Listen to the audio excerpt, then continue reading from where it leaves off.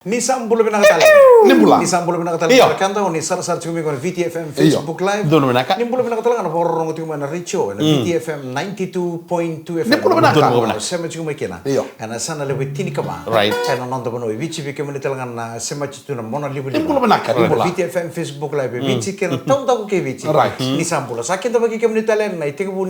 Dengan muda dengan total na madawa. Right. Tapi bina bina boleh. Bina bito kuni bina kene. Bakers Fresh. Breakfast crackers.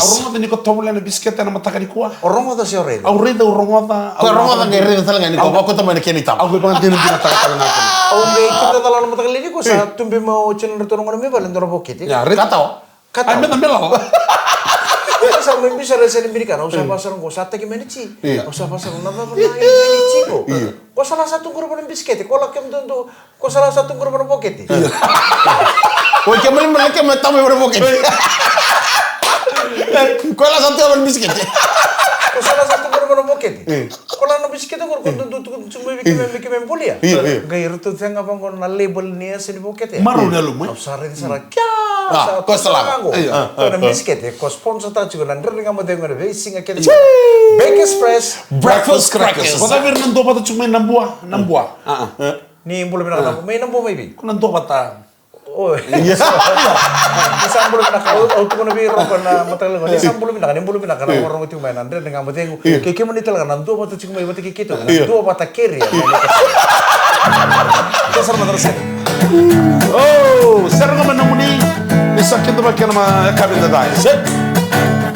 Hey, sampai ko kita. Bulan marwali na tembara na bukumu nangusisi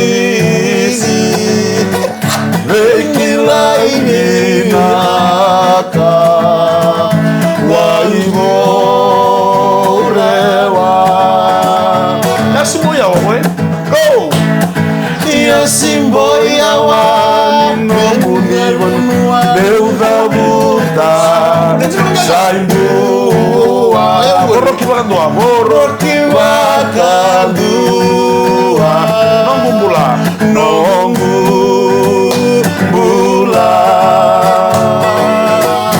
Au bakata ronga Nobe yahu Sebabo buni nogumamu Denota lebi Nambungi koya Bewaka dina na Bulan maruboli boy Bulan maruboli na tembara na mungulu Nusisi Maka saya lihat ni bukan kagani seria. Uri na ngono dapat tikin na esa nombu. Iya, lengang gitu. Ada bola beli. Nakor. Meu sambula rema nakor mo kumulo mo. Donang gelik asa sulit mo king mak. Dona turanga cumi kau king mak. So you're my fish from Bua. Yes.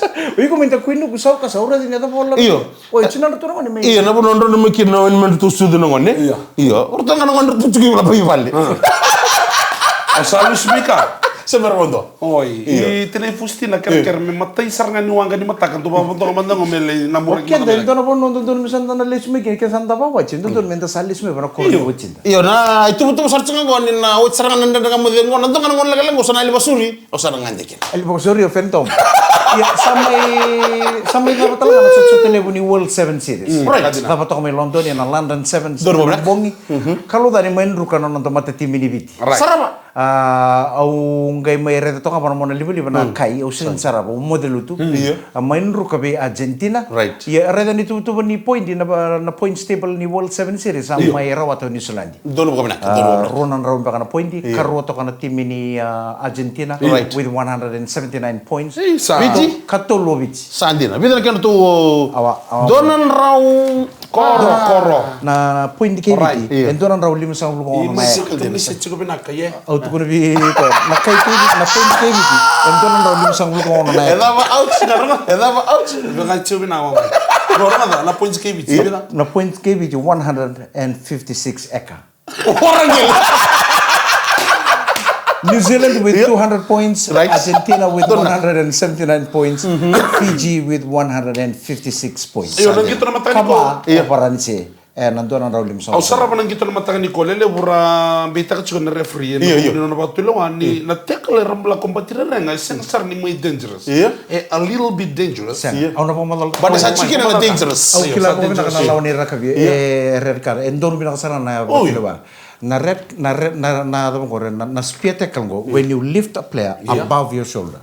Oi. You just lift it above your neck. Nyo play mo tackle di ko ngalabe di ko me sibya mo. Next time I'll try to ngayon take ko som tale sa spiete ka. Saan? Jauh sebersara na kita. Ako sulikin na red card. Wah, lusop teki bicara na red card ya na post ni referee na Facebook ko sa Sami sih, kue Sami sir. Endo post na Facebook. Endo post lagi. Ando post ka na Facebook balet si ref wango to na kan nona post ref just check your pocket na tawan ni nona tahu Oke lah, nama post na ngawin ko ya. No, wala sa restaurant na kaya maraman din dengan mo din. Betul benar. Ano bito ko ni binaka ni Baker's Fresh Breakfast crackers.